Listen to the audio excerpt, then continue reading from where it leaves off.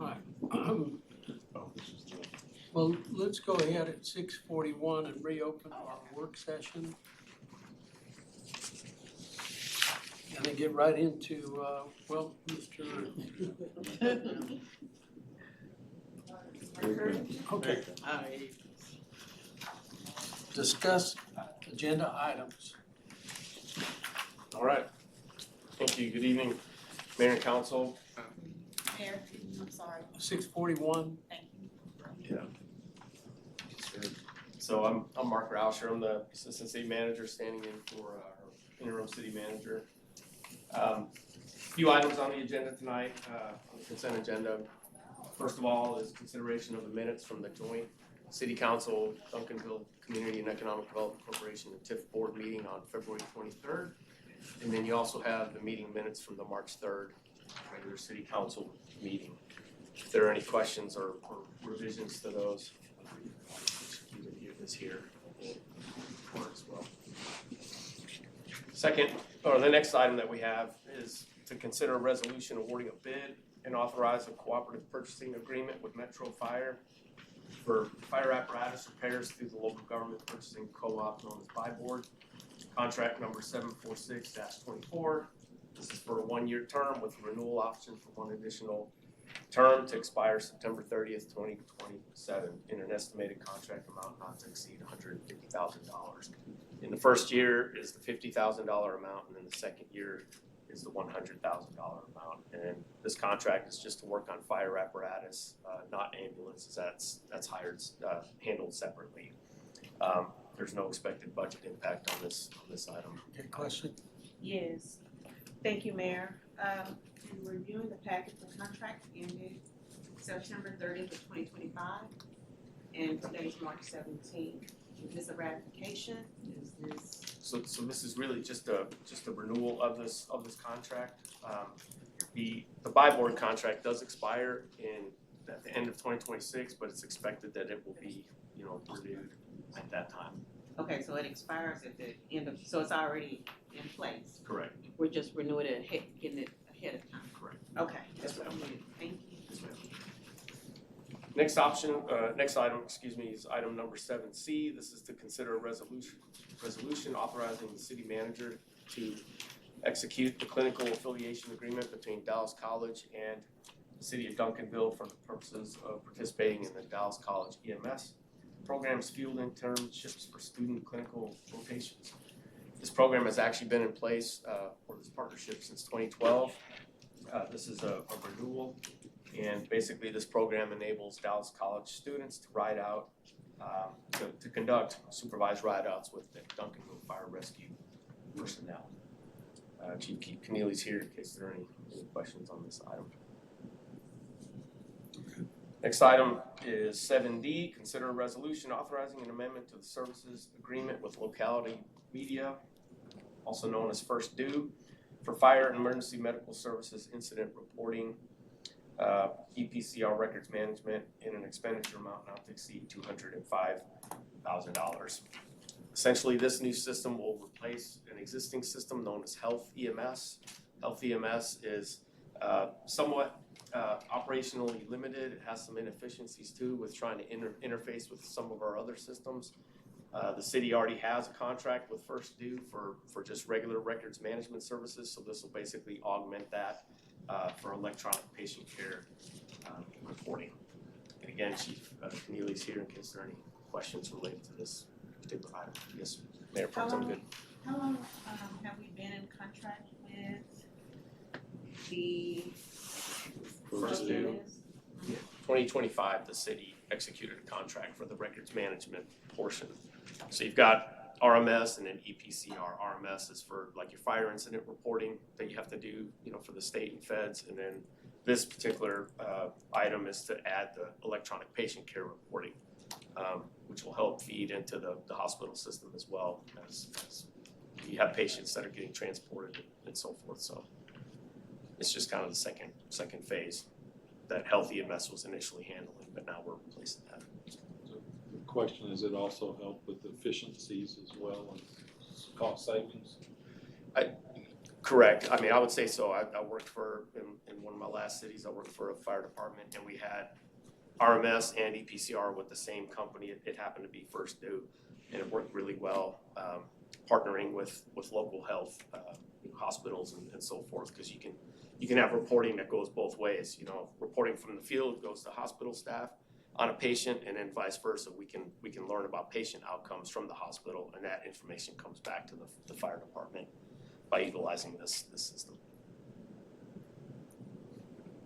I'm in favor of accuracy and making sure we're able to track it correctly. I was just wondering, when did we start noticing that there was some issues with the current system that we're using? And when did we start identifying concerns with the current?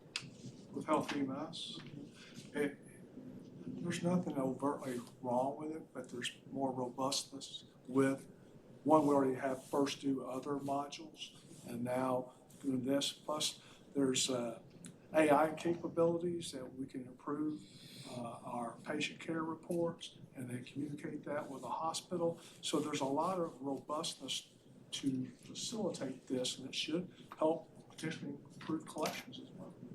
Thank you. Okay, and then lastly, item 7E, consider a resolution acknowledging receipt of the independent audit and annual comprehensive financial report provided by Patillo, Brown, and Hill for the fiscal year ending September 30th, 2025. Patillo, Brown, and Hill will be here tonight to provide a presentation during tonight's agenda. And this is also just a continuation of the presentation that the audit committee recently received. Our CFO, Richard Jackson, is here in case you have any questions. Good. Okay, that's it for All right. consent agenda. Thank you. Now we're gonna work into work session. Item 2, city council calendar, city secretary. Thank you, Mayor. In the interest of time, I'll just highlight some things. On the 23rd the 19th is Coffee with the Mayor at the Senior Center. The 23rd is the Hot Tax Information Session at the Field House from 10 to 11:30. March 26th is the Women's History Fireside Chat at the Senior Center. The March 28th is Extravaganza, and that will be at Armstrong Park. March 31st is the Bond Workshop in the briefing room here at 2 p.m. For the April calendar, we have a ribbon cutting at Harrington Park around noon, but the time is to be determined. On the 23rd is a joint park board meeting on the 13th, and that's with the park board and the city council. Coffee with the Mayor on April the 23rd, and Arts Commission on April 28th. Thank you, Mayor. Excuse me, when is joint park? It's a park board meeting with the city council on the 13th. Yeah, it says park board there, but that's the one they set aside for a joint meeting. Okay. That we agreed to last meeting.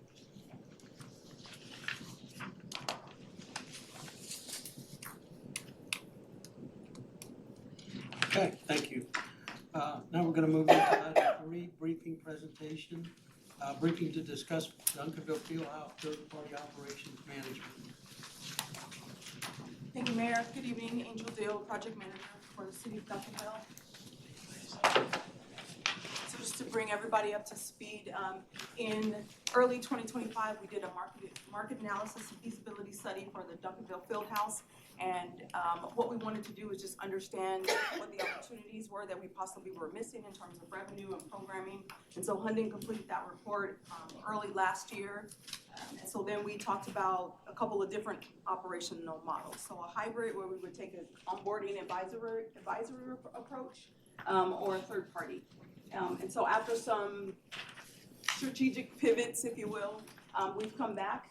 We did release an RFP earlier this year when we were moving along in our process. However, there was some challenges with some of the language. We wanted to make sure that we had a clear definition of the scope of services. And so we have arrived at a decision that we are going to third-party management, so it will be full management of programs at the field house. So what you have in front of you is actually the RFP. The scope of services starts on page 13. So I'm just gonna walk through that with you all, and then also some additional considerations, and if there are any questions from mayor or council.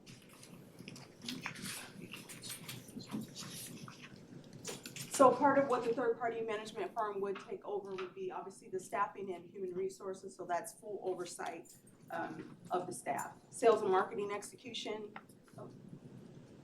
I should keep this thing. Full facility maintenance and operations, so around the clock, that day-to-day maintenance of the facility. Food and beverage, optimizing concessions and the catering efficiency, sponsorship and naming rights, financial management, so obviously budgeting, partnering with the city, reporting and financial planning, event bookings, all of the community planning, all of the scheduling would go directly through that third party. And then security, risk management, and vendor contracts would also be a part of that as well. So in our last conversation, one of the things that our elected officials wanted to make sure is that we understood kind of upside, disadvantages, pros and cons, if you will. But then also we wanted to make sure that we painted a clear picture so that we can make a decision about moving forward. So just to be clear, we are headed into a third-party management. And what we're deciding, or what we're briefing tonight on, is just the opportunity or the approval, the green light, if you will, to release that RFP. So before we do that, I do want to make sure that we call out a couple of the considerations as a result of doing this third-party management. So obviously there's an economic impact. So if we look at the management fees when we initially started this process, they would be upwards of $200,000. So I think the lowest company that responded to us, the lowest firm, was about $90,000 per year.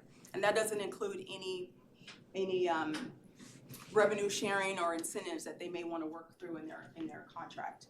The community benefits, obviously we know where the location is for the field house. It's on a main corridor. It is probably, if not the best corridor that we have on 67, with the shopping on the other side, Starbucks. There's another gym coming in, Papados, or excuse me, not Papados, but Papa's, and Costco. So that corridor is really important to us. So we want to make sure that in this process, the third-party management understands the nature of the community and obviously the character of having that pillar, that asset in Duncanville. The current tournaments and events, obviously part of what we would like to define as success is being able to bring in additional programs and additional revenue and some non-sport rentals and events. But the downside that could be with the third party coming in, an increase in those costs. And so that could cause our tournaments like GASO, TABC, our jiu-jitsu programs, and the partners that have space at the field house to maybe consider another location. The hotel occupancy tax, we do a really great job, I think, right now. Most of our awards go to sporting events and tournaments. But aside from the awards, they bring in that hotel revenue. So they are booking the Hilton Garden Inn, the Hampton, the Best Western. So this could potentially impact that favorably or not favorably. One of the things that Craig and his team obviously will be responsible for, along with the rest of the staff, is the operational continuity. So what does it look like in terms of a transition, and how long do they have to ramp up, right? So if we just bring them on tomorrow, we don't automatically realize a change or a revenue draw. So we have to still work that out. Lots of questions still to figure out. The capital expenditures, we still own that building, so we would be responsible for any of those types of improvements. Not necessarily the day-to-day maintenance, but we just put a new HVAC and a new roof. So we would be responsible for those items. So how those expenditures impact us and our city budget, our funding strategy. So because we hadn't originally anticipated to go straight to third party, we do need to take some time to think about what the funding strategy is going to be. We are headed into our budget season for 2027, and we have not mapped out what that would look like. So as I mentioned when I first started, upwards of $200,000 a year just for the management fee. So oversight of the city-owned assets, we have a question that we have to ask ourselves: how much are we willing to give away? How much control are we willing to release? long-term ownership consideration. So when we, again, started this process, we were considering two models, hybrid, where we'd have the opportunity to bring someone on an advisory phase, somewhat of some consulting, if you will, but an opportunity for us to measure their performance and really determine if the juice is worth the squeeze, right? Because I think in our last conversation, I used the analogy that we go before the preacher to get married, but we go before the judge to get divorced. So once you're in that, it's kind of hard to unravel that. So we want to consider all of those implications. And then how do we define success? What does that look like? And so at the bottom of page 13 of your RFP, and then on the following pages, there are some success metrics there, but it would be in our best interest to also develop what we might refer to as a statement of work so that we're very clear about what the expectation is and what we want to see. Because if we don't define success, the third party will define it for us. For lack of information, people will create their own story, right? And then the last, but certainly not the least, is the community hub impact. And I think there are some of the folks that have come down tonight that are a part of the Fieldhouse family, if you will. They have businesses there, and they've been doing work partnering with the Fieldhouse, with the city, for a really long time. And so next steps for us is obviously to identify a timeline for the RFP. When do we want to release it? There are some generic dates on the RFP that you have that's not set in stone. We can release it on our timetable. I will say that one of the reasons that we did not share the RFP in the public packet is because we don't want to give anybody an advantage. We haven't officially released it yet, and so if we do need to make changes, we could be on the hook from a procurement municipal code perspective. So we want to make sure that we are following the rules. As part of that, we do need to work out a transition plan. What happens to the existing Fieldhouse employees? What does that look like? How long is that going to take? Lots of work for us to do there. And then ultimately, the release of the RFP. So a couple of things that I want us to think about and consider tonight is, what problem are we actually trying to solve? So a third party doesn't necessarily eliminate the work, it just changes it, right? If we don't know what we're trying to solve, then again, as I said before, then it's not clear that we've identified the solution either. So do we have the capacity to manage a third party? So what is the oversight going to look like? Those are other things that we need to think about. And if we're not clear about how we're going to measure success, we definitely want to do that before we bring on someone and make sure that we're in a good place. Lastly, I'll just say, I think a lot of the community speaks favorably about the Fieldhouse, and so whatever direction it is that our elected officials want us to take, we want to support that, and we want to make it successful. So it's important for us to come together and make sure that we choose the right firm, and that we're very clear about what the standards are, and then also that we can maintain the character and integrity of the City of Champions. So just to reiterate, obviously no firm decisions have been made tonight. All we're looking at doing is we've provided the RFP document for you all to look at. We certainly want y'all's impact on what's currently in the document, and then likely later this month or early April is when we would release the RFP, to the industry. But again, no firm decisions have been made tonight. We're doing our due diligence as a community to see what makes the most sense for the Fieldhouse facility. And as Angel said, we understand there are a lot of passions in the community both ways, and we want to obviously make the best decision for the community. But again, we're just in the due diligence phase. Yeah, to that point, I wanna state publicly that we're at the beginning stages of exploring options, and not ruled out in this, because if you look in the Hunden report, which is a consultant we hired to help us facilitate moving on with this exploration, it is just that at this point. It's an exploration. There have been no decisions made, and the current operations have not been ruled out as a possibility, that after we talk to some folks, that we could decide that is still in play and maybe the best option.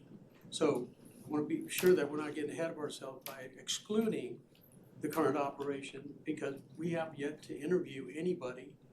And once this RFP goes out, we will interview some folks. And we gotta build a certain confidence that those people can make a difference in a very positive way and sustain that. And if we don't hear that, we don't believe that, then there's not a need for a change. And I realize the discussion, the pure discussion about this issue brings some fear and nervousness among the folks at the field house and the community that like it the way it is. But I want to assure you that we are going through a very fair process to look at and explore the opportunities that could take us much higher than we are right now, or maybe not. And maybe not convince us that that is a long-term good decision for that field house. So and that is kind of pointed out in the Hunden report when they give some recommendations. So just to be clear, no decisions have been made, and it'll be a while before we get through these interviews, because we're just now going to be, we can't decide tonight. It's not on the agenda for the RFP that we received, but we'll review the RFP. There were just a couple of changes that were made. I think that'll be a quick review. We'll give it back over when we can vote on it to approve it to go get sent out. I'm not sure what the mechanics are in that, but we'll talk about that soon. And we'll get that out there and then start the process. No decisions have been made. I want to be clear on that, but thank you for your report. Questions? Yes, sir. So to issue the RFP, does that require council action? Well, I think you would give the direction that you would want to interview possibly some third parties, and from that, we would release it once. You guys wanted to have some say in it, and so we wanted to provide it to you. And so if you say, yes, we do want to at least interview someone else, this is the process that we would use to do that. I don't know that there needs to be a vote. So we would release the public, I'm sorry, Mayor. Oh, no, we're going the same way. Go ahead. I was just gonna say we would release the public RFP, and there's obviously a submission window, then we would have those responses come back, and then vet those through our process. To award any contract does Right. take council action. Yes, for this dollar amount, absolutely. That's good. Thank you, Mayor. Yes, ma'am. Angel, you brought up defining success, and I think that's crucial that Yes, we ma'am. do that. I did go back and watch the video from the Hunden analysis, feasibility analysis, and there was one thing that stood out to me that I want to ask council. Are we interested in finding a way to optimize or maximize the field house? And here's why I asked that, because in listening to the presentation, when talking about Duncanville field house, optimize was continued to be used. And then when talking about other comparative sites to the field house, it was maximized. And I thought at first, well, what's really the big deal between optimize and maximize? Well, optimize makes the best of the current situation.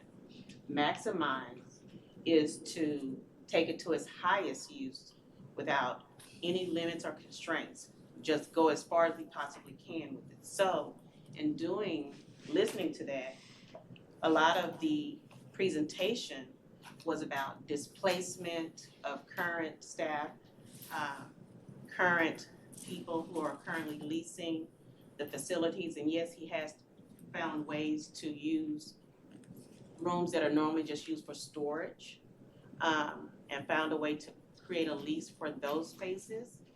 But when looking at the other facilities, they were renting out places by hour. So to Angel's point, how do we define successful RFP? What is it that we're looking for in a successful RFP? Do we even know? Is it just that we want to increase the revenue that's coming in from it? And what does that look like? Well, that's exactly what this is set up to do, is for us to be able to explore and interview so that we can either be convinced that we can accelerate the success of the field house, or that it may not meet may not meet our final decision that it's worth that effort. Or as Angel referred to it, is The juice is worth the juice worth the squeeze. squeeze, there you go. Sorry, I was gonna get that backwards. In all seriousness, yes, sir. Yeah, real quick, the difference for me between optimize and reach your potential is you have a competitor facility. I see it at the airport because I ride my bike out there. It used to be a basketball, volleyball venue, much like yours. It's pickleball now. I'm sure that thing's rented up to, but I don't think you want that. So to me, it'd be optimized versus potential. You wanna optimize. From a potential standpoint, yeah, you could rent that thing. I think that place stays open 24 hours. It's crazy. That someone at 2 o'clock in the morning didn't have anything better to do than go out and play pickleball. And once again, to reiterate, That's a big difference. no decisions have been made. This process is gonna take a long time. It's gonna be very public. So there won't be any hidden agendas on what we're doing. And it does not exclude, even though they had to talk about the transition if we went forward, it did not exclude the possibility that at the end of all this, and I don't wanna say this haphazardly to the extent that we may just be throwing away money. This is a serious exploration into maximizing the field house production. But it still could come back that we make a decision to stay where we're at. And somehow that message got a little mixed, and I want to be clear that no decisions have been made yet. And it'll be very transparent when we get to that point about what's going on. There won't be anything held back from the community or anybody at the field house about what's going on. So is Hunden still engaged at this point? Because according to the RFP, they're still engaged. Yes, absolutely. And I just wanted to add, part of the reason why we wanted to share the scope of services is some of these things we're doing already, but there are a number of things that we can take to the next level. So as a part of, if you all remember the packet that we shared with you when we initially started, the hybrid approach, those firms that came back to us, we had a comparative analysis of those. I included that in there as well. And so their entire packet, probably the same size as the Hunden one, outlines their background, their experience, and their success and the things that they've done. So not that those are the same firms that would come in this round, but just so that you have an idea of the depth of what we're looking for. So we, Mayor, to your point, we are not taking it lightly. We do want a very good match, and we want to make the most fiscal responsible decision as we move forward. Okay, so back to the feasibility study. Yes, ma'am. Will this data be used for the decision moving forward? And I say that because one of the sources here is no longer at this table. And I would prefer that we go with current accurate data than to use past skewed data possible. So this was the very first project that I got when I came to Duncanville. And I like to believe that I'm a person of integrity and that I wouldn't give you information or stand by information that I didn't think was valid, was worthwhile. And so this study, and I have continued to work with Hunden. In fact, Matt and I talked today. He's probably watching. Hey, Matt. He wanted to know where we were, and our relationship has not ended, right? So, and this information, again, earlier in 2025, but it is definitely still valid, still current. There are a number of things that we could do and evolve. We won't be able to predict the future, but I believe that we're in a good place with regard to the scope of services and how we're going to define what success would look like. And this is not the same document that we received the report on, the first Hunden report, because this one, if you notice, and you pointed it out to me today, there was some additional information provided in this report for our benefit in November of 25. So it's not the same report that you may have reviewed from the first meeting. From the spring. It's been Yes, updated. yes, ma'am. Thank you, Mayor. Okay. Any other questions? I'll just add one more comment if I can, Mayor, so just so that everyone's clear on the process. Like we said, once we have the go-ahead, it will take some time to release the RFP. We've already worked to create kind of the criteria. You'll see that inside of with the scope of services. That's what you all are going to review, how we're scoring. It's very transparent, as Mayor is saying.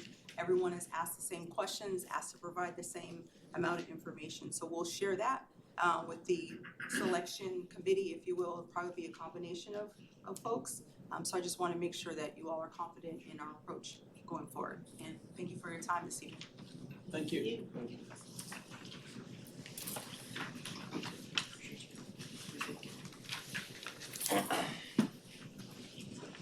Okay, since we've run over, we're gonna go ahead and move the executive session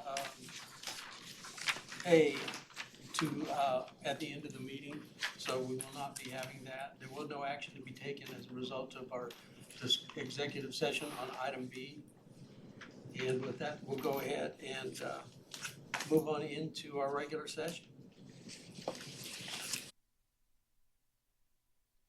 Okay, good evening. We're going to begin our regular session for today at 7:22 p.m. And first order is to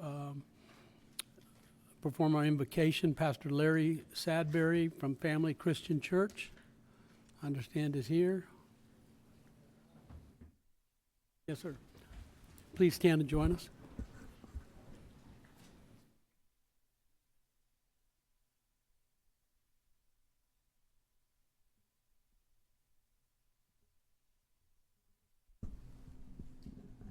Let us bow our heads and invite our Lord and Savior. Gracious God, our Father, we just thank you for this meeting. We thank you, Father, for the agenda that you have set before it. We thank you for each member here, for each leader. We thank you, Lord, for their civic duty, for their loyalty. We thank you, God, that they would have wisdom from above, that they would be able to conduct this meeting in such a way that it would glorify you. We ask, God, that you would be with them individually and collectively. Let there be a spirit of unity, a spirit of fairness. Let this reflect that which would bring forth your will in our community. And this we do pray in Jesus' name. Amen. Thank you, Pastor. Please join us in the Pledge of Allegiance to our flags. Pledge of Allegiance to the flag of the United States of America.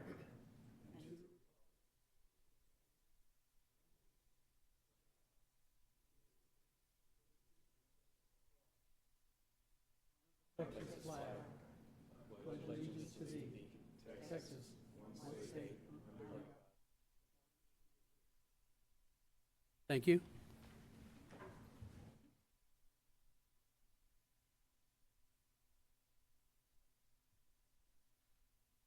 Okay, first,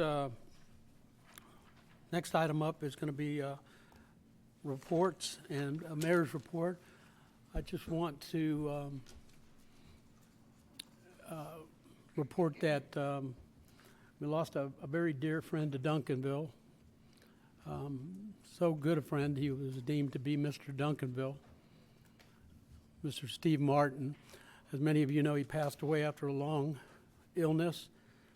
I truly believe that with his pain and suffering he was going through, this is a case where he is blessed that that pain and suffering is over. But what we lost is an institution here in Duncanville that was involved in many things, including his time as the leader of our Chamber of Commerce. And conversations I had with him and many others had during his stay in the hospital, he fought the fight. And I couldn't be more proud to call him a friend.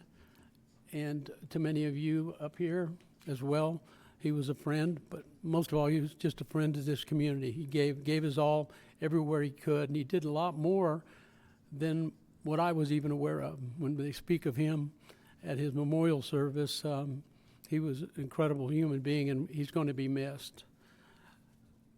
Now I'm going to go over to council member reports. Mr. McBurnett.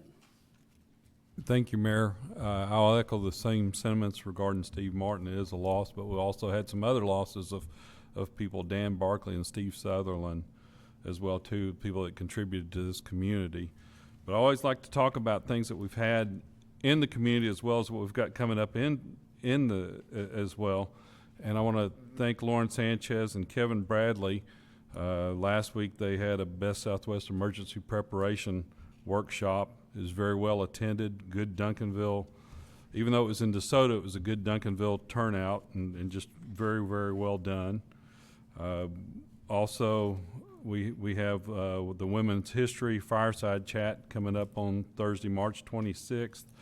And on March 28th, it's going to be a busy Saturday because it's hazardous household waste, so you can dispose your household waste. It's also the Easter egg extravaganza that's at the park. And also, if it's still holding, if Tyler or Bart can confirm, there's a annual garden workshop with the KDB on that day. And then on the 31st is a bond workshop. But, moving through again, Operation Clean Duncanville happens on April 11th. And there's a ribbon cutting for Harrington Park, and there's also a planned concert in the park, and then movies in the park in April. But and also in May there's going to be Bloom Fest, which is be the second annual, and it's good. I want to also just quickly touch on our animal control people. Chad Chamberlain and Hazel Green are our animal control officers, and we had a citizen with a recent issue, and his dog needed medical care. They took the dog away for him, but they showed compassion and professionalism, and they brought back a picture of the dog and some hair, and just really made this citizen feel very appreciated. But these guys do an excellent job for us, and I really appreciate what they do for our citizens. And lastly, since it's St. Patrick's Day, my Irish toast is: there are good ships and there are wood ships, the ships that sail the sea, but the best ships are friendships, and may they always be. So, thank you. Mr. Pennebaker? Thank you. I also just want to acknowledge Steve Martin's passing. He was a great person. We had a lot of conversations. He could be upset, he could be happy, but the conversations were always fun regardless. He was a heck of a man to have a conversation with. And his legacy will continue in the city various ways. One of those is Duncan Switch. He was at, I believe, almost every Duncan Switch that's gone on for 15 years. And he would sit out there in his tent and welcome and greet people all day long. And it's being moved this year. It's going to be in Armstrong Park. It's this Saturday. There's going to be a new life and a new energy about it, and I hope y'all come out and be part of his legacy, so to speak. Thank you. Ms. Gooden? Thank you, Mayor. I too wanted to echo about the moving of, just drew a blank. Thank you, Menopause.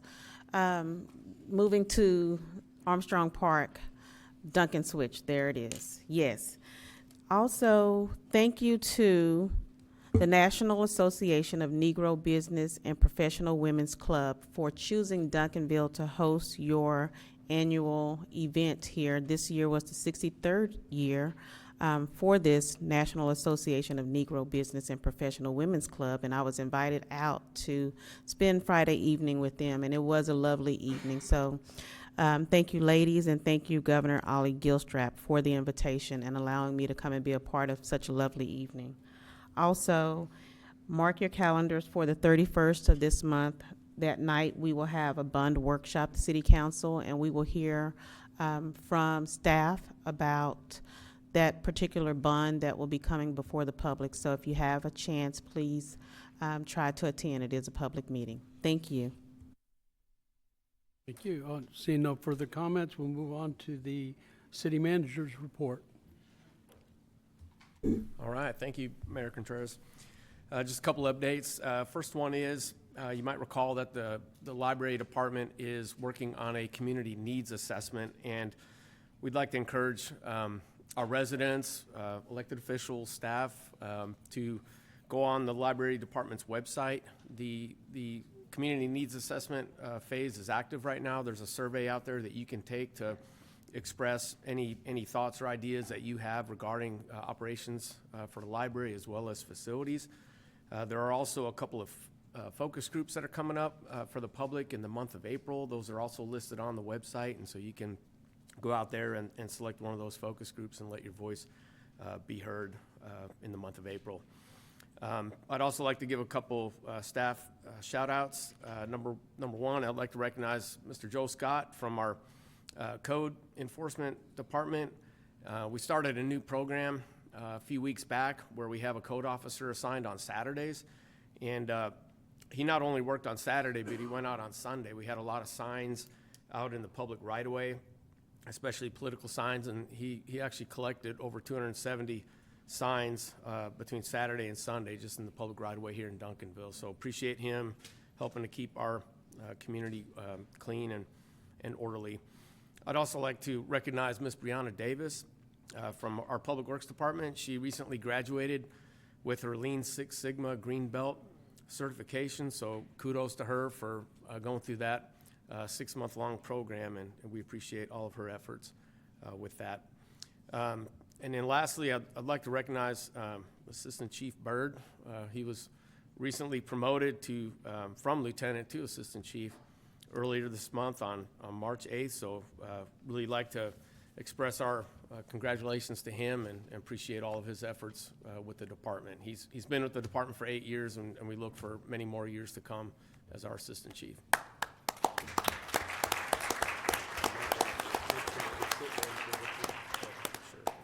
And then I guess one more quick update. So I'm kind of a new face here.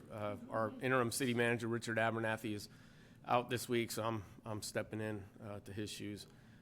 I'm the assistant city manager for community services here at the city. So thank you, Mayor. Thank you. Okay, now we're going to move on to item 5, proclamations and presentations. The first one, 5A, is recognition of Keep Duncanville Beautiful Spring 2026 Curb Appeal.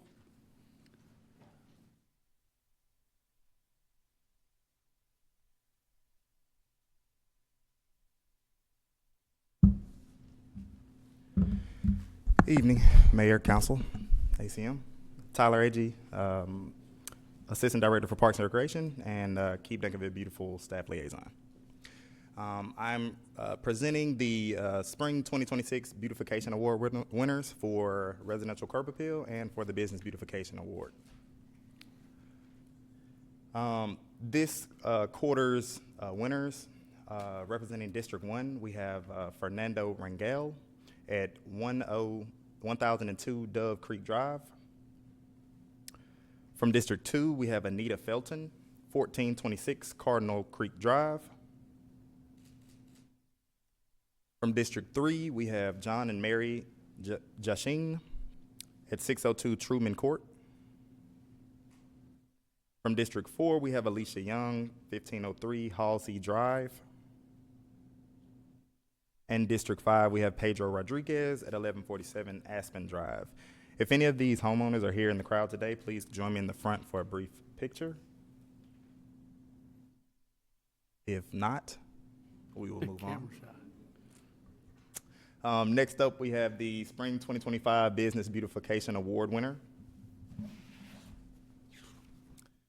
I'll read the brief proclamation and move on to the winner. Whereas the City of Duncanville is committed to improving the physical quality of the community life, and the Keep Duncanville Beautiful Board was established to promote this commitment, and the mission of the Keep Duncanville Beautiful Board is to empower Duncanville citizens and businesses to take responsibility for enhancing their community environment. And each quarter, the Keep Duncanville Beautiful Board recognizes one commercial property within the city for significant improvements to the exterior portion of the property, landscape improvements, and/or long-term maintenance of the property that exemplifies high-quality standards. And Ferranti Hair Studio, located at 807 South Main Street, has been selected as the Business Beautification Award recipient for the Spring 2026 quarter. Now, therefore, Greg Contreras, Mayor of the City of Duncanville, Duncanville, Texas, do hereby urge all residents to join me in congratulating the Ferranti Hair Studio located at 807 South Main Street and commending this business for contributing to the beautification of our city. Unfortunately, they were not able to join us this evening as well, but I will run their proclamation to them tomorrow and present their, I thought they were here, their proclamation and plaque to them as well. So, thank y'all. Thank you.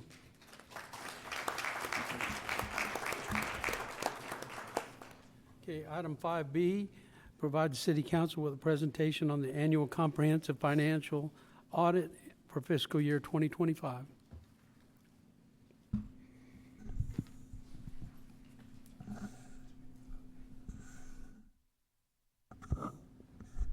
Mr. Mayor, members of council, Mr. Interim Assistant City Manager, good evening. Richard Jackson, Managing Director of Fiscal Services and CFO for this great city of Duncanville. Before I turn the presentation over to Mr. Todd Pruitt from Patillo Brown and Hill, did have some comments for this body.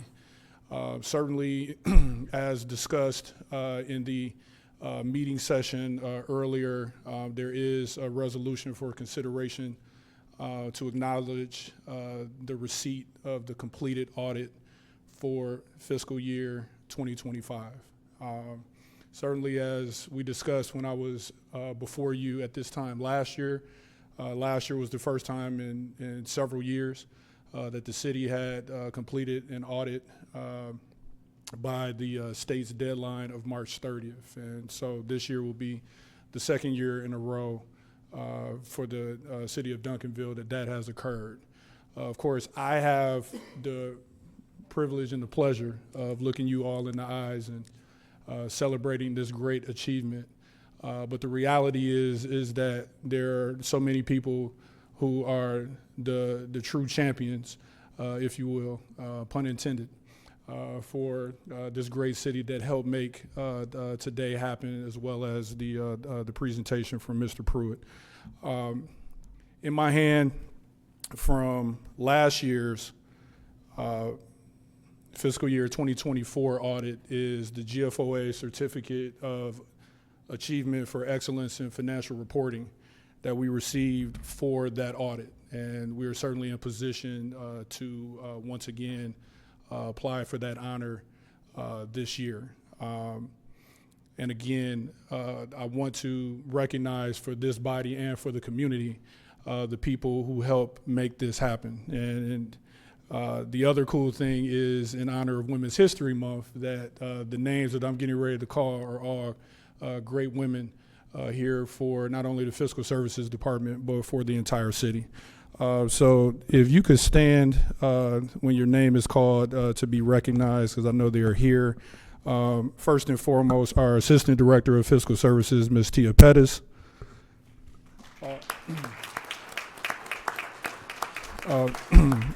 Also here, our accountants, starting with Ms. Jatoya Land Estelle.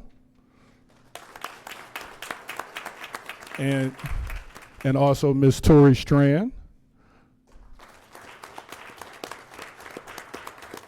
We also have our finance technicians. So Ms. Cynthia McGee Thompson, if you would please stand. And Ms. Yvonne Culberson.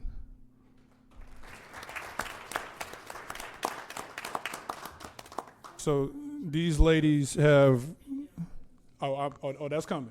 That's coming. So these ladies have worked tirelessly in their efforts to get us to this point again of both pride and celebration. I also want to acknowledge our budget administrator, Ms. Jennifer Odie, if she would stand. So in my hand also from the GFOA is the most recent from the budget process for 2024. The city received the Distinguished Budget Presentation Award. And so I wanted to have that individual shout out for Ms. Odie and all the work that she put in for making that happen. And I actually have a third award So the triple crown, if you will, that the city received. Last year, if you recall, the city was able, for the first time in several years, complete and issue out a popular annual financial report. And so for those that don't know, that's more of the user-friendly report, more graphs, more easy to digest information from our annual financial report. And so not only were we able to submit that, but we also received an award for outstanding achievement with the popular annual financial report. So in addition to Tia and Jennifer, I'd like to shout out Mr. Alex Hamby, if you would stand, sir, our communication and marketing specialist. Those three individuals worked very hard to not only make that happen for last year, but we are in position for that to happen again for fiscal year 25. So again, a lot to celebrate, and definitely want to celebrate these individuals, and definitely under the leadership of Ms. Tia Pettis. So thank you, ladies and sir and gentlemen, for all of your hard work in making today happen. And with that, I'd like to turn it over to Mr. Todd Pruitt. Thank you. First of all, I'd like to thank the city for giving us the opportunity to perform the audit this year. And I'd also like to thank the audit committee for meeting with me earlier this month. We went over the results of the audit in detail.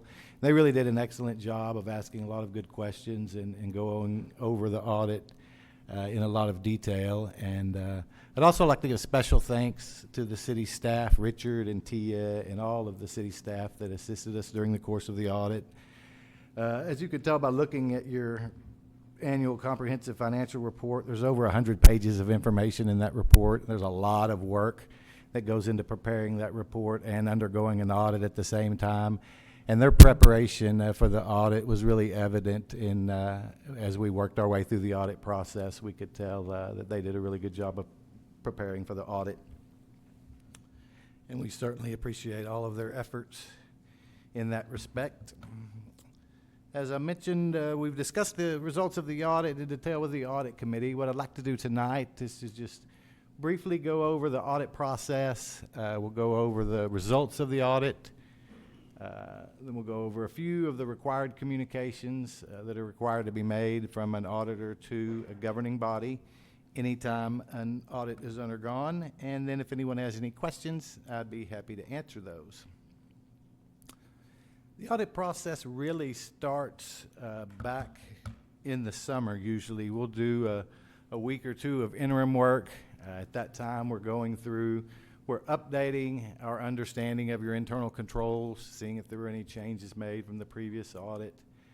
We're preparing our items request list for the audit. We're really doing anything that we can do to make the field work go smoother once that time hits.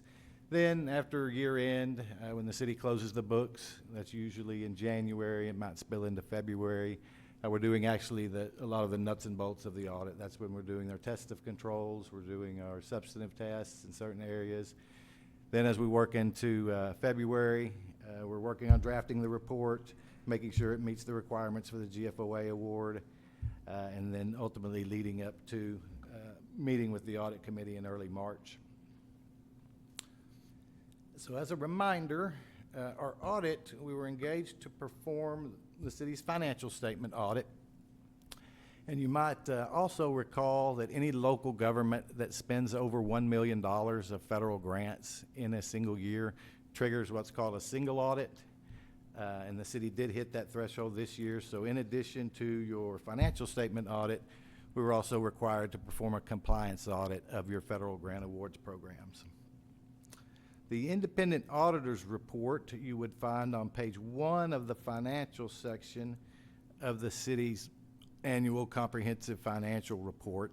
And that's the report that covers the results of our financial statement audit. And what that report basically says is that the preparation of these financial statements is the responsibility of the city. We can assist with the preparation of those financial statements, and we do, But ultimately, the city has to take responsibility for the preparation of those financial statements. We, as your auditors, are responsible for expressing an opinion on the financial statements. I'm happy to report we've issued what's called an unmodified opinion. You'll often hear people refer to it as a clean opinion. It's the highest form of opinion that you can receive. And all it really means to you as a user of these financial statements is that they have been audited by our firm, and they're also, in our opinion, they're free of any material misstatements, and they're also presented fairly in accordance with generally accepted accounting principles. Now, you will also note in the very last paragraph of that report that our audit was performed in accordance with government auditing standards. And those standards require your auditor to do a number of things that go beyond just generally accepted auditing standards, one of which is to report on your internal controls over the financial reporting process and noncompliance with grants, regulations, and contracts and laws.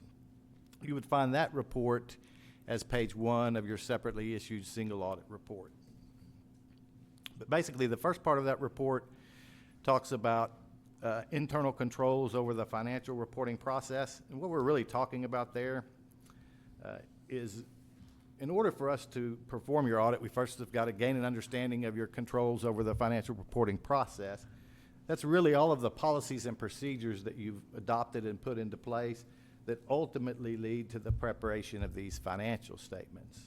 If during that process we identify any deficiencies, either in the way they were designed or the way they're operating that we think are significant, we are required to report them. And I'm happy to report there were no significant control deficiencies that were identified. The second part of that report deals with noncompliance. And here we're talking about noncompliance with contracts, laws, regulations, and grants that we believe if we were to find the noncompliance, it could have a significant impact on your financial statements. And as you can note in that report, there was no noncompliance noted during our compliance audit with respect to those matters. I mentioned earlier that you did exceed the $1 million threshold this year. If you look at the city's single audit report, there's a schedule called the Schedule of Expenditures of Federal Awards. You can see that the city had just over $1.2 million of federal grant awards during the year. The way this part of the audit works, your auditor doesn't test every program that you have every year. They perform a risk assessment and they select certain programs for testing. There's certain rules that we have to comply with. The program that we tested here this year was the Coronavirus State and Local Fiscal Recovery Fund. So with respect to that program, we have to first express an opinion on that as to whether or not we believe that the city did comply with the requirements of that program, and then also report on your internal controls. And here again, we've issued an unmodified opinion, which all that really means is that in our opinion, the city did comply with the requirements of this program, and there were also no significant control deficiencies identified. Here we're not talking about internal controls over the financial reporting process. We're talking about internal controls over making sure that you complied with the requirements of that grant program. Additionally, there were no findings or question costs or anything of that nature that were reported as a result of our federal grant awards portion of the audit.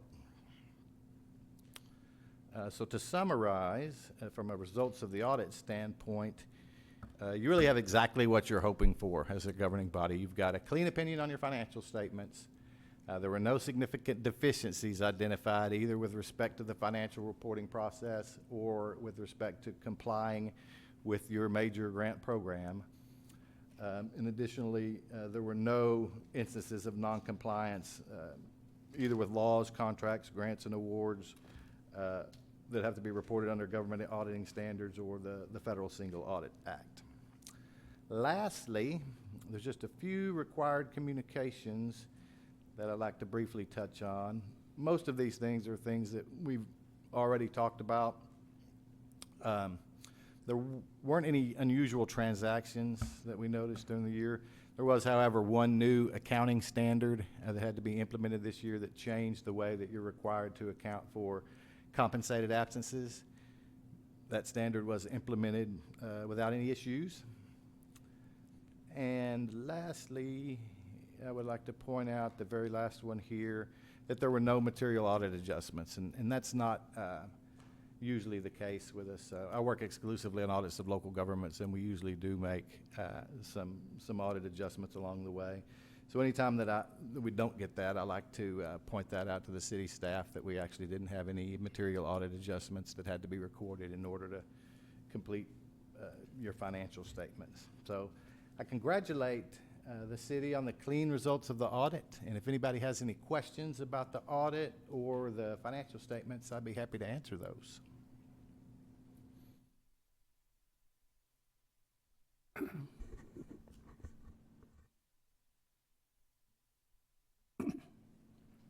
No lights. Apparently you get a clean bill of health. Thank you so much. It was a pleasure listening to your report with the audit committee, which Don McBurnett chairs, and I think Ms. Gooden was there as well. And it's neat to see what's underneath it all. I retained about 10% of what you said, but I did not forget that group out there that you acknowledged earlier and the hard work they put in to make this happen. And again, I'd like to acknowledge all of you for all your hard work and how proud we are for you, and Richard, for you too. So thank you very much. Thank you. Okay, now we're going to, yeah. I was waiting. Okay, now we're going to item 5C. Ready to go is Miss Angela Thorpe Harris for the Arts Commission Annual Report. Good evening.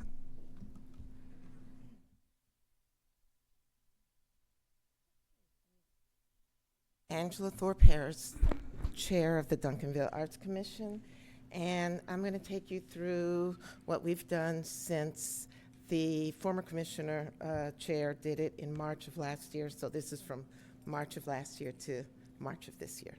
Okay.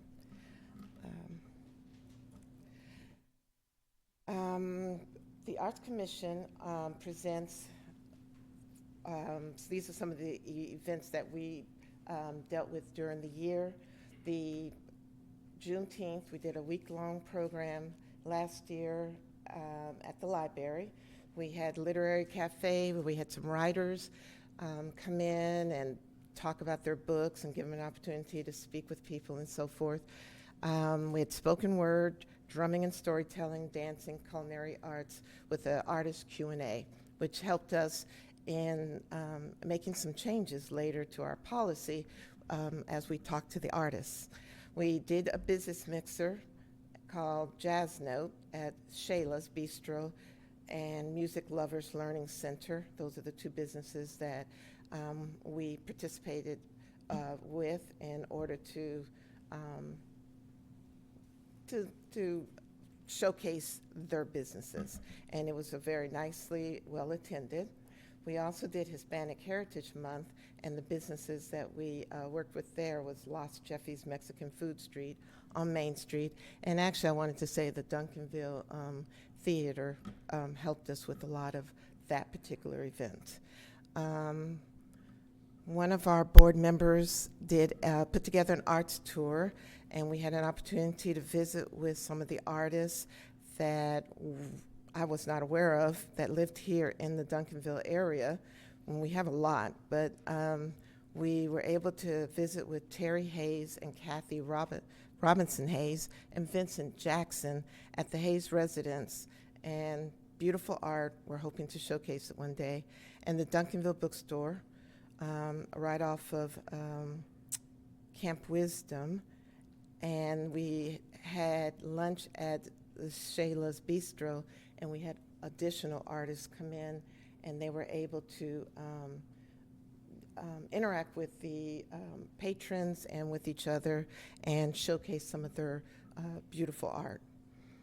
We worked on the grant policy. We created that last year, and we also did some revisions. The Arts Commission, I don't know if you've seen these yet, but one of the things, since we're at a lot of these events and so forth, created a little photo book with information about things we've been doing. And then Alex, at our request, created a wonderful business card that people can take the QR code, and it tells them where they can learn more about what's going on Duncanville, the Arts Commission. They can apply for the grant, and they can also apply to serve on the board. So that was a nice thing that we can give out, because we would tell them about it and would direct them to the city website, but this makes it also easy for them. So those are some of the things that we're doing.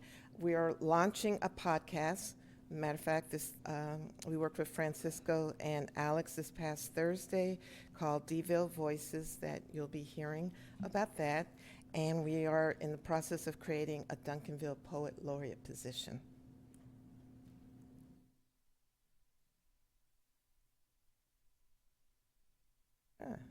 It's not moving.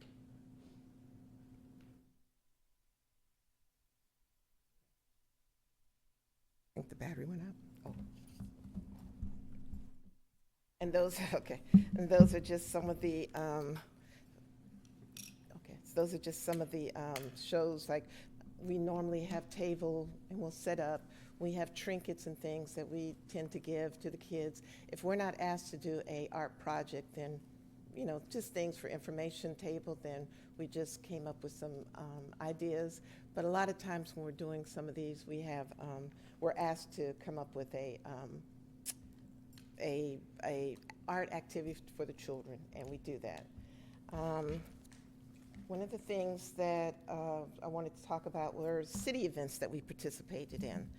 We participated in Bloomfest last year, painting at Duncanville Library, movies in the park a million miles away. At that one, the kids were able to paint moon rocks, and we gave them moon pies in terms of working with, being in correlation with the film. We participated in the Hispanic Heritage Festival. We participated in National Night Out, Boo Bash, and Holiday Lights in the Park. And so that's just one of the pictures when we were at the library. We do a lot of, we're asked to do a lot of things, but we collaborate with Duncanville ISD. Ms. Serrano, she's the family and community engagement person with Duncanville ISD, and she's always reaching out, asking us to participate when they have events at the various schools.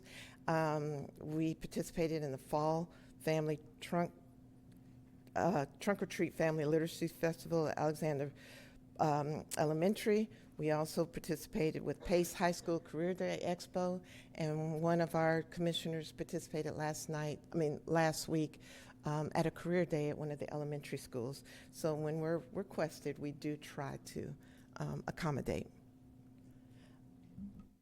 We've started giving out grants, and one of the things that we do try to do is, if they let us know, we attend our grant recipients events, and often many of you all do too. Some of the ones that we attended was Rhythm of the Heartbeat Dance Experience, and that was in Armstrong Park Cultural District. We had live jazz with Second Sunday Jammers at the D.L. Hawkins Senior Center. There was Christmas with Master's Voice at First Christian Church, Main Street. That was standing room only and a really nice event. And then stage play, Fixing His Plate. They did that at the Duncanville Fieldhouse, and about 450 people attended that particular play. So that was very well done. So overall, we've had 3 grant cycles. We just started our 4th one. We gave out 15 grants in 2025 in the 4th quarter, 9 grants in 2026, the first part, and 13 in this past quarter. So altogether, we have given out 37 grants received since inception. We've given out $252,492, which was requested, and we we actually granted only 94,285. So we've been busy. We have some possible future activities that are in the, what I'd say, the holding box. We have been approached by the community engagement, and we're collaborating with them with the town hall, and they are working with us with Bloomfest. So so that's two of your boards working together. We're also collaborating with economic development, a business networking event coming up in the next couple of months. We are planning on doing something. There's some talks with the Hispanic Coalition of North Texas. They have a radio station here in Duncanville, 95.5 FM. And actually, they were a grant recipient, and they're going to be having an event, art-related, at their location. We did a tour with the Olden Year, the Ford Museum, and working with city reps and the Arts Foundation and Mr. Anderson regarding this particular museum, which is it's a beautiful museum. And we've been approached about a water drain art project, and if we do work with that, it will be with Ms. Patricia Ebert and the Public Works Department. So there's some collaboration there. There's also been some initial talk about a student mural contest, and that's with Keep Duncanville Beautiful. So I would like to thank the City Council for all their support. They have given the Commission since its inception. We're 3 years old. Its recommendations, suggestions, tours, words of encouragement are greatly appreciated. A special thanks to our Council Liaison, Mayor Pro Tem DeMonica Gooden, for her insight, guidance, and support. I'd like to thank the City of Duncanville staff, who are always ready to provide assistance for anything we do, from the city manager and assistant manager to the city staff.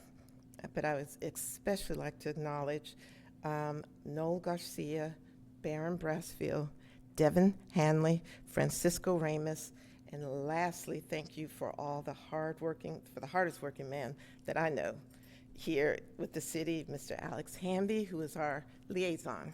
He's a wonderful man. He's like Wonder Man to me, and he makes us look good. So thank you. Any questions? That's a good presentation. Thank you. I'd like you to go back to slide, I think, 51. Okay, 51. There it is. Okay. You like that one? Yeah, I do. I just want to let you know, I encourage everybody to go to these events. And as you see, if you go, sometimes you are asked to participate. Mm-hmm. Or volunteered to participate. Yes. And I normally don't have that kind of demonstrative action in public, but you got to go along with what they're doing. And it was a lot of fun, and my wife laughed at me because she knows I don't generally do that out in public, but it was fun. I'd do it again. Well, thank you. Next time you do Appreciate it. But that was an excellent program right there. Any other comments, council, questions? Yes, Ms. Gooden. Thank you, Mayor. I just want to say what an excellent job the Arts Commission, what they're always doing out in the community, supporting the community. Any event that this community may have, even when it extends beyond the Arts Commission, you will always see Miss Angela Thorpe Harris out there attending and supporting as much as possible. Ever since they've been given the 15% of HOT funds, they found a way to support and grow the arts here in our city. And so just excellent job, always working hard, always being a part of the community. Thank you for all that you do, and everybody on the commission. You work so hard and you find a way to come together and get the job done. So you set the bar very high for everyone else. So thank you. Thank you. I do want to mention, I forgot, that we do have one of our grant recipients is giving a performance at the Kingsman Coffee House this coming Saturday called Words of a Sister at 7 p.m. It's at the Kingsman Coffee House. So Thank you. she's one of our grant recipients. Anything else? Thank you. Thank you.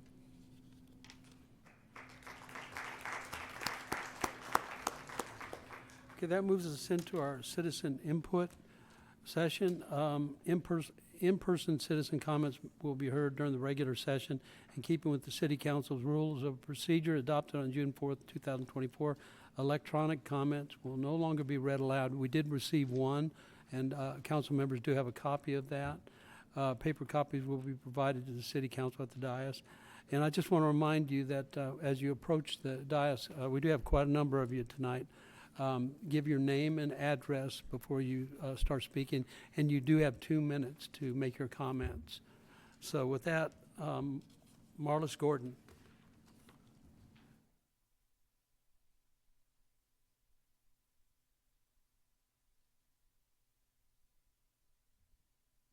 Marlis Gordon, 1751 Crescent Lane, Duncanville. Good evening, Mayor, Mayor Pro Tem, ladies and gentlemen of the council, Assistant City Manager. I've come tonight because I want to express a heart of gratitude in our city. 2 weeks ago, I tripped on a parking curb, a bollard, in the dark at night and fell smashing my face on another ballard.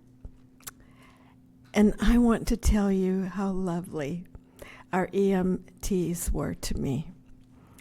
They came and took care of me. They were gentle and caring, and I'm very grateful for Duncanville's EMTs, and thank you, Chief Keneally.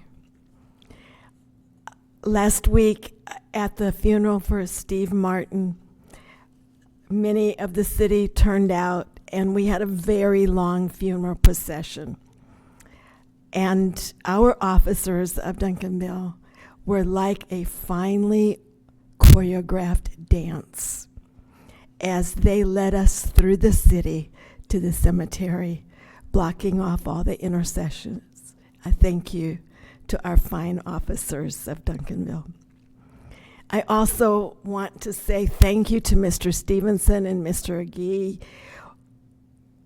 It is always such a beautiful pleasure in Duncanville. It's springtime when the tulip gardens are in. Thank you for the beautiful gardens. And my husband and I walk frequently in Armstrong Park. And we were walking about 3 weeks ago on a late Sunday afternoon, and the wind was blustery, but the sun was shining, and there were many, many families in the park, and there was no trash. Thank you to our Parks Department for our beautiful parks. Thank you. Thank you.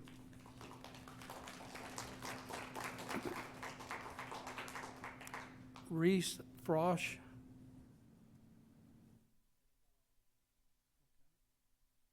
Leon Turner.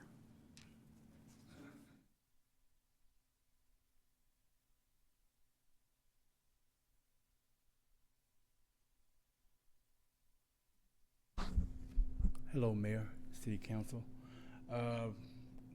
Leon Turner, 700 North Clark Road. I'm here on behalf of the Duncanville Fieldhouse. I live in Duncanville. I've been here for 20 years, from 2006 to the present time. I run a men's basketball league up there. I do tournaments. I do basketball leagues, plus open runs up there at the field house. I'm literally there 3 out of the 7 days of the week. The present management there has been amazing. They have indulged me majority of the time that I've been there. You know, I've been at the field house now for, I would say, since 2010 and to the present time. So it would behoove me to step up on their behalf, whether it be the people that work there to the present management. They have done an amazing job. especially for me, in my gripes, complaints, and so on and so forth, and everything that, and they have taken care of me to the utmost ability. I know that we are here for the bottom line, and that's making money and everything like that. But when it comes to me, I've been here so long, I don't want to be pushed out. You know, I feel like I'm a foundation or cornerstone there at the field house, and I don't want to feel like I'm being pushed out. So on my behalf, I ask that you take in consideration the mom and pops that are there at the field house doing their due diligence to make sure that, number one, we make our payments and take care of the stuff that we do on time to make sure that that field house is now paid off because of the consistency of people like myself. Thank you. You? Tanya Price?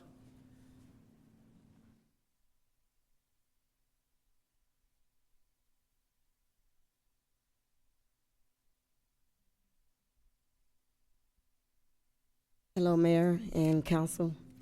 It would be prudent of me to tell you that I'm nervous. I've never been before Council, okay?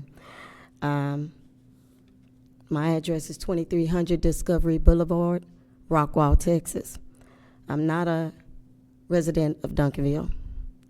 I'm coming before you guys because I do business with Duncanville Fieldhouse. It's important that you guys know that the community is of Duncanville Fieldhouse. The community is not based on business, it's based on family and members, okay? It's important to know I've run business all my life. It's important to know that your business won't thrive without the community. I'm coming on behalf of Craig and the tenants at Duncanville Fieldhouse. I'm not a tenant there, but I run lots of tournaments out of there that supports the Duncanville Fieldhouse. Apart from Duncanville Fieldhouse, I still would survive, but there's tenants there that have paid their rent over years, and they are what makes Duncanville Fieldhouse. I do want to keep the relationship with Duncanville Fieldhouse. Whether they be there or not, I still would stand, but it's important to know that relationships matter to me, and that's the reason why I'm here. And I hope you guys take in consideration the tenants, the members, the residents, the community. Community involvement is what makes up Duncanville Fieldhouse. It's important for you to know that. That's the only reason why I drove an hour and a half to get here in traffic, for you guys to know that. And I thank you for your time.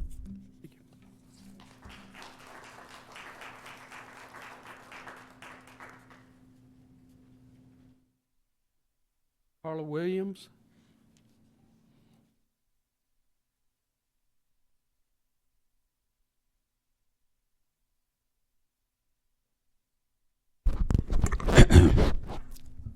Good afternoon. My name is Carla Williams. I stay in Irving, Texas. I have been at the field house for 14 years. Your address, please. My address, y'all want to stop? No, okay, 1158 Hidden Ridge, Irving, Texas, Thank you. 75038. Been a member and a part-time employee at the field house for 14 years. It was just quite a shock to see that history repeats itself as far as the third-party management. That's how I got here. The first people, the Bryces, I don't know if anybody's on the committee that remember them, but that's how I got here, and I'm still here. And so I drive, I'm called the weekend girl. I drive every weekend from Irving to serve you guys at the field house. There has been so many things at the field house that you guys probably don't know about. Have you heard of an international netball? Has anybody heard about that? Look it up. It was at your field house. And to piggyback on Miss Tanya, as far as community, the field house is a community for all. It's not just a sports place. That's why it's called a field house. You have your recreation centers, that's where rec things happen, but the actual field house is where everything happens. A national show was at the field house. It's called So You Think You Can Dance. I'm sure y'all have heard of that. I took off for my birthday to come to the field house to see the audition of So You Think You Can Dance. That happened in your city, the community, the City of Champions. So I think y'all need to take a look, a different look, because we done been this before. We did third party before. So just take a look at what you're doing in the RP. Make sure you have all the specs. I'm a financial person. If you need any help, I can help you. But thank you so much for your time. See you later. Thank you. Bye-bye. Charlotte Stevens.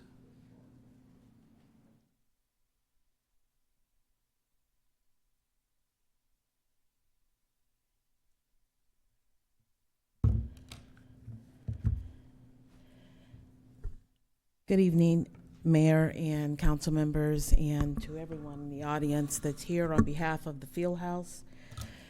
My name is Charlotte Stevens, 3219 Bryan Street, Dallas, Texas. 3.5, almost 4 years ago, I lost my son. Some of you may have seen the news broadcasts and heard about it through the senator's office. He attended the Plano Senior High prom, and we lost him that night. He's been playing basketball at the Duncanville Fieldhouse since the age of 5. I approached Senator West to make some change, and we were able to do that in 7 months. I was told it takes 2 to 4 years to get laws and bills passed. We were able to do it in 8 months. It's SB 650. It's called the Deshaun Jagwin Act. Greg Abbott, our governor, signed it into law June of 2025. It requires that any of us, and every one of us, adults in here, will be scanned for ID when they purchase alcohol. My son was allowed to go into a 7-Eleven on prom night. We've all been to prom. And he purchased a drink, and he never made it home. I approached the Duncanville Fieldhouse because we've been playing there for so many years, and I was met at the door by an amazing man, Craig Mansfield. When I approached him, I said, "Hey, this is my name, and we lost our kid." And he said, "I heard about you. People are talking about it." And our banner hangs in the Duncanville Fieldhouse today. We offer scholarships to minority athletes, but we made change. We made something happen. And I want to tell you a little bit, and I'll make it quick, Mayor, if you'll allow me an additional minute or two. I want to speak on behalf of the Fieldhouse and what it really means. It's a place far more than a building, brick and mortar. It's where our kids learn teamwork and our families gather and where our communities come to life.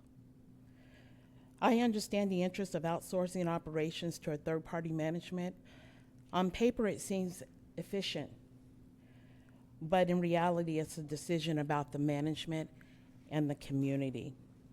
It's about the control and the experiences of our youth. My kid played at that field house from the age of 5 to 18. Every single Saturday, every tournament. What matters most is that the structure and the environment and the people in this community have a place to go, have someone that meet them at the door. It doesn't take a fatality, but it's someone that cares, that lives in the community. What I received in the last 10 to 15 years from that field house for my family, and the 10 years that I've known Craig and Chad and so many of the people that are in this audience, is undescribable. There's one thing that you don't want to do, and that's manage the manager. You don't want to lose the integrity of the community and the trust of the people. You always want to maintain that. And so I encourage you all to give that some thought. It's the pillar of this community. It's where everyone goes. There's joy and there's pride in that. There are coaches here. And I implore you to reconsider. I know that there's no final decisions. I'll certainly be back to speak about it. But it's important to keep that pillar there. What we don't want to do is lose the trust of the community by outsourcing, getting someone else in, and then something goes wrong and we've lost the integrity and the trust of our community. We want to maintain that, and I know each of you do. Thank you. Thank you.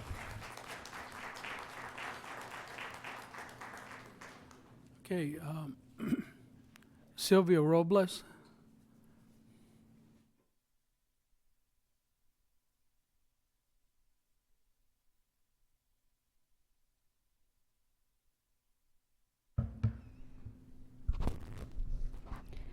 Good evening, Mayor and City Council members. My name is Sylvia Robles, and I am a resident at 754 Fairwood Place. I'm here today representing many of my neighbors to ask for a solution to the ongoing parking challenge on our street. Most homes on Fairwood Place only have 1 or 2 parking spaces, yet many households have multiple vehicles due to working adults and family needs. For many of us, street parking is not optional, it's necessary. During the recent enforcement sweep, several vehicles were ticketed and towed without residents being given realistic alternatives, which I found very unfair. This created frustration and stress for families who are simply trying to manage limited parking. For example, one neighbor has only 1 parking space and there is a fire hydrant directly in front of her home, which further limits where she can legally park. Her vehicle was still towed. Another neighbor was told by one officer that it was acceptable to park in a certain location, but later another officer attempted to tow her vehicle, and she ended up receiving a ticket after trying to follow these instructions. After this began happening, I went door to door speaking with residents, and many neighbors expressed their concerns and support for asking the city to review this issue. The enforcement sweep may have ended, but the parking problem remains, and without solution to this situation, it could happen again. Our neighborhood is not asking for special treatment. We are asking for a fair and practical solution.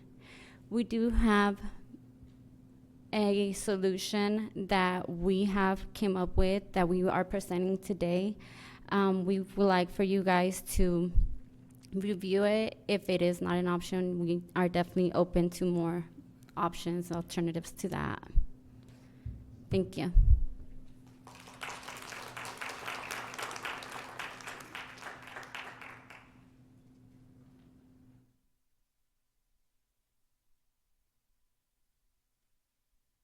George Vega.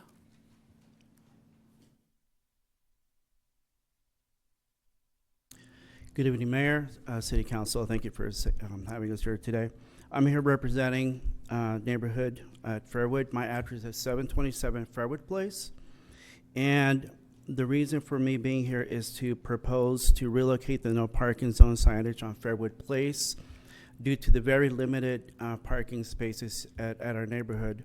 Over the years, our neighborhood has grown quite significantly.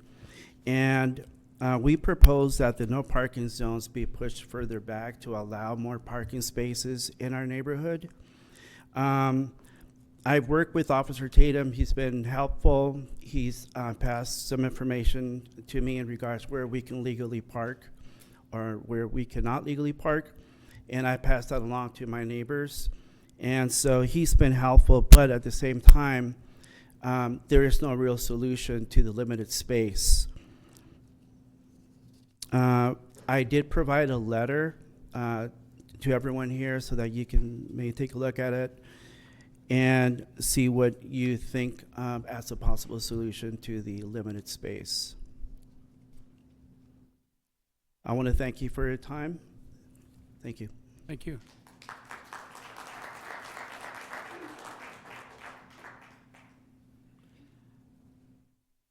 Pam McDonald.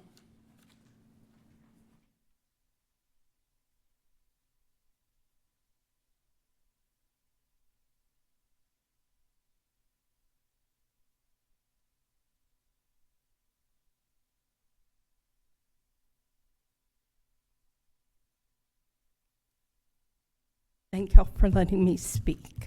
My name is Pam McDonald, 726 Fairwood Place. As of May, I will have lived in my house for 27 years. I am very invested in our street, as are most of our neighbors. We're very friendly. We get together. We help each other out. And it's just been very upsetting what has happened with the parking, people being charged $300, having to lose work. I am aware of why there are no parking signs on our street. It's because years ago at the apartments across Cockrell Hill, sorry, I'm nervous, 18-wheelers were parking every day, every night. And we're on a cul-de-sac, and they were trying to get out, and they couldn't with the cars parked there. So it was a tremendous problem, and that city put up those signs so that they would not park there. But now they took 4 more parking spaces away last month in the sweep. So we have even less parking, and they are rezoning the field right next to where we live. If y'all would like to drive by and look at it, 8.5 acres. They're proposing 78 multifamily homes that would either come out on Fairwood or Cockrell Hill. We do not have the traffic. We do not have the parking. That's more than there are on our street, which I found out in the last zoning meeting was 25. So we're afraid of what's happening now, and if it doesn't get resolved, what will happen, because it will get so much worse. And I don't want to stay somewhere where our needs aren't listened to. Thank y'all.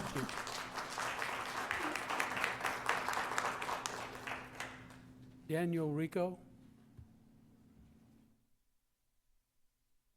Daniel.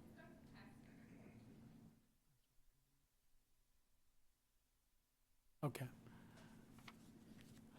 All right, with that concludes our citizens input portion for this evening. We'll move on to agenda item 7, consent agenda. Mr. McBurnett. I'll make a motion to approve. Motion to approve the consent agenda by Councilman McBurnett. Second by Mayor Pro Tem Gooden. Please vote.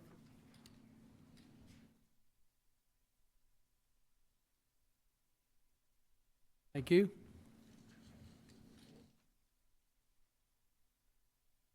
I'll move on to item 8. 8A, there was no action to take as a result of executive session. Move to item 8B, consider approval of a resolution authorizing the city manager to execute an advance funding agreement with the Texas Department of Transportation.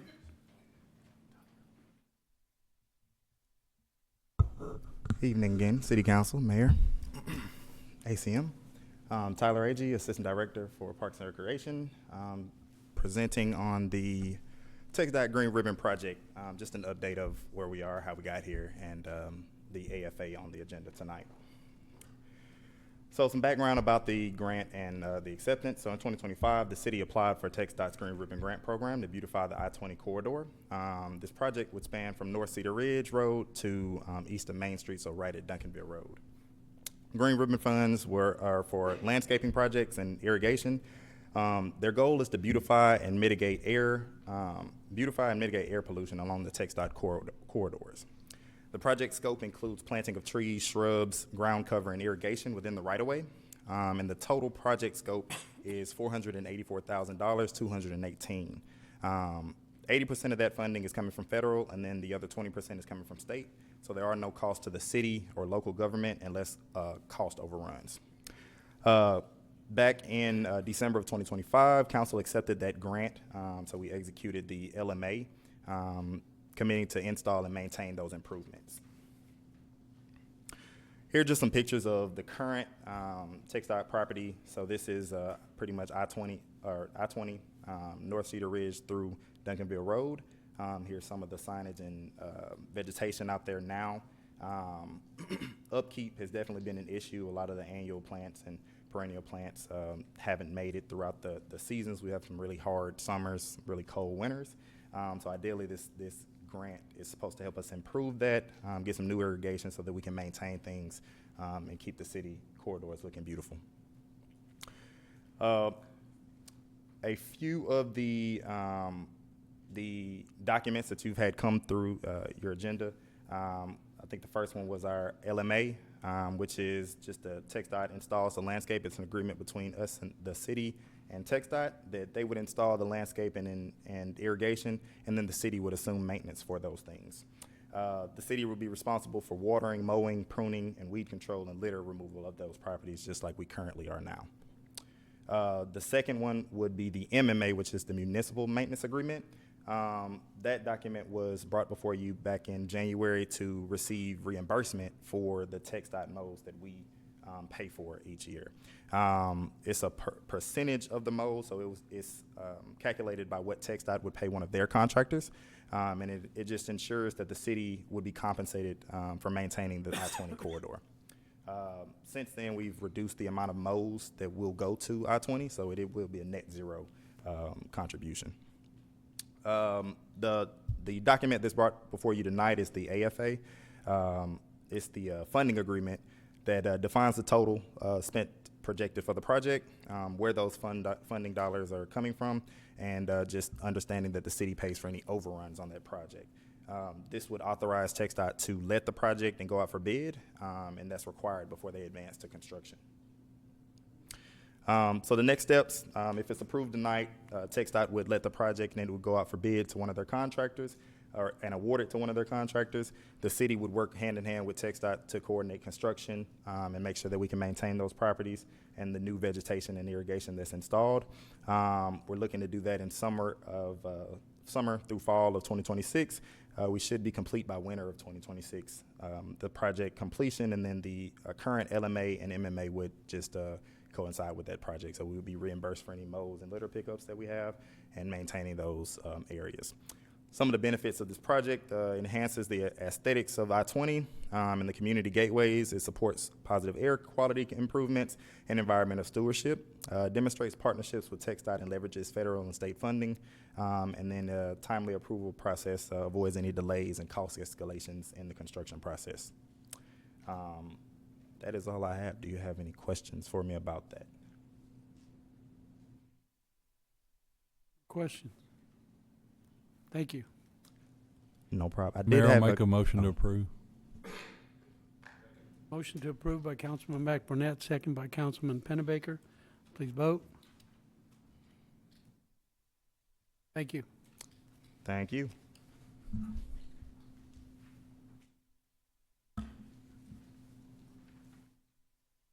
Right.